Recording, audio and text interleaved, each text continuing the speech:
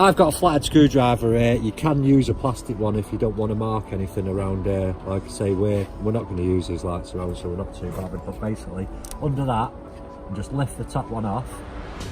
On that side, again, lift the top one off, and you'll see. And then the rest is just clips.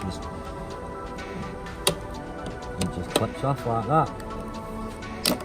Once you go back on, even easier, because obviously you put it back in place. Clip it, go back on there. Okay, so going on to the front light. So basically, again, flathead screwdriver. It might be as well if you can get a couple one a bit wider. Now there is a knack to this, so if we can get Lauren to zoom in a little bit there. There's the clip, and that's the bit that you're going to be pushing up on all clips the same.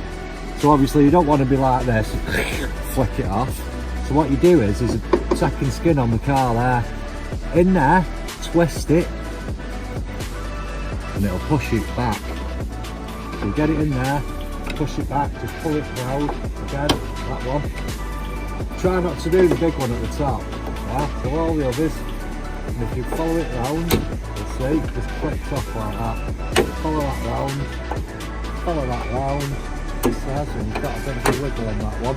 And then that one should just slide in. When you're going back on, slide that one in first, then push these ones down. You won't end up with any broken clips then.